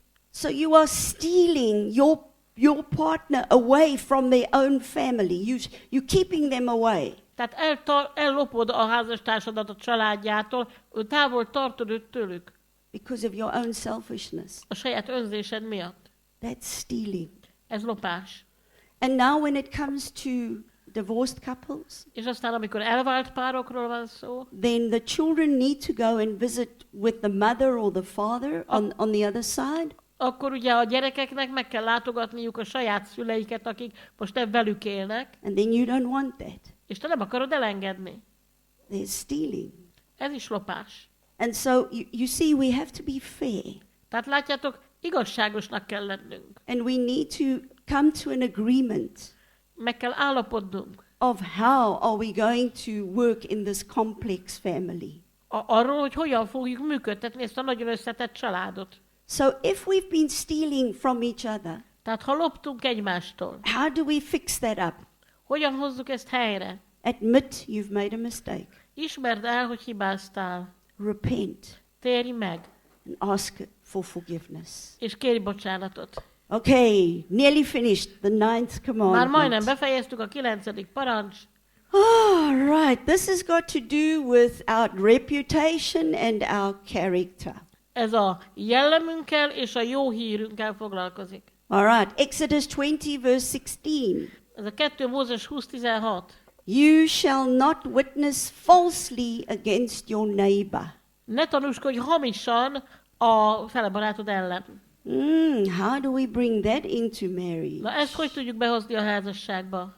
Okay, so this is important that we have to guard and protect each other as a couple. Rendben, tehát fontos az, hogy a házas felek egymást védelmezzék. When you speak about your spouse, Amikor a házastársadról beszélsz, speak with honor and respect. beszélj tisztelettel és megbecsüléssel róla. So you guard their good name. Tehát őrizd a jó hírnevét, And you don't wash their dirty washing in front of everybody. ne teregesd ki a szennyest mindenki elé. Because that will build the basis of trust between you as a couple. Mert hogyha így viselkedtek, tehát nem teregettek, akkor ez bizalmat épít be a házas kapcsolatban. And so if children watch you Ha amikor a gyerekeitek figyelnek, and they see mommy and daddy are protecting each other in a godly way, és azt látják, hogy a szüleik Isten szerinti módon védik egymást, they will role model what they see. akkor ők is ezt fogják megvalósítani az életükben. And so if little brother goes to school Tehát amikor a kisöcsi elmegy az iskolába, and another little boy pushes his little sister, és egy másik kisfiú meglöki a hugicáját, he will immediately stand up and say, no, akkor ő azonnal feláll, és azt mondja, hogy nem, you don't touch my little sister. ne érj hozzá a hugomhoz. And he will fight for her. És akkor harcol érte. Because what you teach is family stand together. Mert a családban ezt csináltátok, ezt tanítottátok meg. We are there for each other. Hogy egymásért vagyunk ott. And I won't betray you, És nem árullak el, but we stand together. hanem ott állunk, összezárunk. Okay, and so now the 10th Akkor commandment. most jön a 10. This brings us full circle to the first commandment. Ez bezárja a kört az elsőhöz. You know, God doesn't work in linear ways. Tudjátok, Isten nem egyenesek mentén dolgozik. God works in cycles hanem Isten körökben and dolgozik. patterns, Mintákban, generation after nemzedékekben, generation. egyik nemzedék a másik után. He's a father of families. Ő a családok atya. So with the 10 commandments, Tehát a 10. parancssal he ends the circle again by number 10. ő bezárja a kört a 10-kel. Okay, and that then closes the circle with number 1. És ilyen módon, tehát a 10. és az első összekapcsolódik, és a kört bezárja. Exodus 20 verse 17. 2 Mózes 20:17. It says, you must not covet anything. Azt mondja, hogy semmit ne kívánj meg a másiktól. Your neighbor's house, A fele barátod your neighbor's házát, wife. a feleségét, Oh, and so the Bible goes on and tells és us. folytatja a Biblia, hogy még mit ne kívánj meg. His servant, his ox, his donkey, A szolgáját, a szamarát, az ökrét, don't covet. ne kívánd meg tőle. All right, Lord help us. How does this work in our marriage? Uram, segíts, ez hogyan működik a házasságunkban? And so let's look. The first commandment was, I am the Lord your God. Hát nézzük meg, az első parancs az volt, ugye, hogy én vagyok az Úr, a te Istened. So that means Rolly is my husband. Ez azt jelenti, ugye ez volt, hogy Roli az én férjem. No other man. Semmi más férfi nem a férjem. Amanda is his wife. Az ő felesége. No other wife. Nem más felesége van, hanem én. Halleluja. Okay, so that is when it comes to coveting, the 10th commandment. Tehát amikor a megkívánásról, a kapcsiságról van szó. I must be happy with the man God's given me. Ez azt jelenti, hogy boldognak kell lennem azzal a férfival, amit Isten adott nekem. Yes. And so, amilyen ő úgy teszi hozzáról. and so there mustn't be anyone else. Nem szabad lenni senki másnak. I mustn't covet. Now, this is what happens in church, Ez történik gyülekezetekben. where a woman thinks her husband is not spiritual enough. Amikor egy feleség azt gondolja, hogy a férje nem elég szellemi. She wants a husband that is spiritual, Ő egy nagyon szellemi férjet that can szeretne, pray, aki jól tud imádkozni, that can do this, that can do meg that. tudja tenni ezt, meg azt. And then she sees a man of God in the church, Aztán meglátja Isten egy emberét a gyülekezetben, egy férfit, and she starts to develop feelings for this man. és elkezdenek érzéseit támadni az illető iránt. And then she compares her husband with this man. És összehasonlítja a férjét azzal a férfival. She's busy breaking the 10th commandment Ezzel éppen a 10. parancsot szegi meg, because she's coveting. mert megkívánt valamikit. Do you see how it works? Látjátok, hogy működik? You see, if we can apply these 10 commandments in our marriage Tudjátok, hogyha a 10 parancsolatot tudjuk alkalmazni a házasságunkban, as the foundation stones, ezt használjuk az alapkőnek, we can build strong families. akkor erős családokat tudunk felépíteni. And so it's so important Tehát ez annyira fontos, that I understand I need to be content hogy értsem, hogy elégedetnek kell lennem. and know that the man that God has given me És tudnom kell, hogy a férfi, akit is Isten nekem the adott, best man for me. It's nekem a very legjobb férfi, aki lehet. And I don't look around and think I could have got a better man. És nem nézelődök körbe, hogy egy jobb példányt kéne szereznem. You know, my daughters, when they were young, Tudjátok, a lányaink, amikor fiatalok voltak, and they were praying about a husband, és imádkoztak férjér, they said, Mommy, azt mondták, mama, we want a husband just like our daddy. pont olyan férjet szeretnénk, amilyen az apukánk.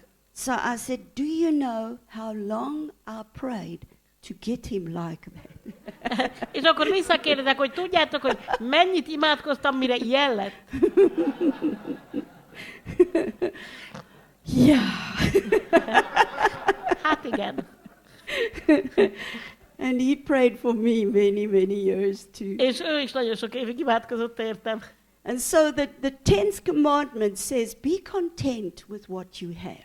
Tehát a 10. parancsolat azt mondja, hogy légy elégedett azzal, amit van. Because if I am content Mert ha elégedett vagyok, and I don't covet, és nem kívánok meg mást, I have peace, akkor békességem van, I feel confident, magabiztos vagyok, I have joy, örömöm van, and And I know that my marriage has been set apart by God. És tudom, hogy Isten elkülönítette az én házasságomat. And so when there's pride in a person, Tehát amikor valakiben büszkeség van, then you have your idea of this perfect marriage, akkor van egy ilyen elképzelése a tökéletes házasságról, the best in the church. hogy melyik egy gyülekezetben a legjobb házasság. We have no problems. Hát a miénk, mert nekünk nincsenek problémáink. We are the best. Mi vagyunk a legjobbak. And you start to live a false life. És elkezdetek egy hamis életet élni. Because we will have problems. Mert lesznek problémák. The Bible says there will be problems. A Biblia is azt mondja, hogy biztos, hogy lesznek problémák. But at least you're not facing those problems alone. De legalább egyedül kell szembenézned velük. You are a team. Egy csapatot alkottok. In marriage together you face the problems. Együtt a házasságban, együtt néztek szembe a problémával. And so don't try and let pride come in the way. Ne engedjétek, hogy bejöjjön az útba a képbe a büszkeség. And you have this very high standard. És nagyon magasra teszitek a lécet. And you're so angry with your children and your husband or your wife because they don't meet your needs. És nagyon megharagszol a házastársadra vagy a gyerekeidre, mert nem töltik be a szükségeidet. And so what God is saying to us, Tehát Isten azt mondja nekünk, never become slack and lazy. hogy ne legyél hanyag és lusta. You have to work at your marriage. Dolgoznod kell a házasságodon. You have to work at your relationships. Dolgoznod kell a kapcsolataidokon. You've got to deal with marriage envy. If you feel your heart comparing your spouse with someone else. Le kell számolnotok a házassági irigységgel, amikor összehasonlítod a szívedben a házastársadat valakivel, aki kívül van. Or you see that other girl, wow, look how she looks after her body and look how beautiful she is and look at my wife. A férj azt mondja, hogy hát itt van ez a szép lány, és milyen szépen gondozza magát, törődik magával, jól néz ki, és nézd meg a feleségemet. You must check your heart. Ellenőrizned kell a szívedet. And make sure you're not breaking the 10th commandment. És gondoskodnod kell arról, hogy ne szegd meg a 10. parancsot. So don't covet anything of your neighbor. Tehát semmit ne kívánj meg, ami a fele barátodé. So let's see that it's important that there is a loving, godly jealousy. Tehát meg kell látnunk, hogy szükség van egy Isten szerinti szeretetteljes féltékenységre. You are allowed to covet your husband and your wife. Arra engedélyed van, hogy kívánd a feleségedet és a It's a férjedet. godly jealousy Ez egy Isten szerinti féltékenység, because he is my gift from God for me. mert ő Isten ajándéka nekem, And I am God's gift to him. és én Isten ajándéka vagyok neki. And so that brings just a place of contentment. És ez eljuttat minket az elégedettségig. Beware of coveting things that will lead you away from your spouse. Óvakodjatok attól, hogy olyan dolgokat kívánjatok meg, amelyek eltávolítanak a házastársatoktól. Be very careful of things that will drive you, greed for money that will drive you away from the family. Nagyon vigyázzatok olyan dolgokra, például a kapzsiságra, ami elfelé távolíthat a családodtól. Okay, let's just do a summary. Akkor foglaljuk össze az eddigieket. Marriage is about finding someone that will make you feel special. A házasság az, amikor találsz valakit, aki miatt különlegesnek érzed magad.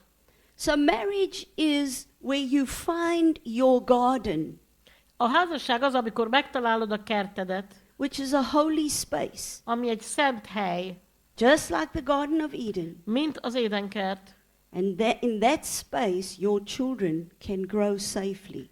És ezen a területen biztonságosan tudnak növekedni a gyerekeitek. So a godly marriage is the foundation for a godly family. Az Isten szerinti házasság az Isten szerinti család alapja.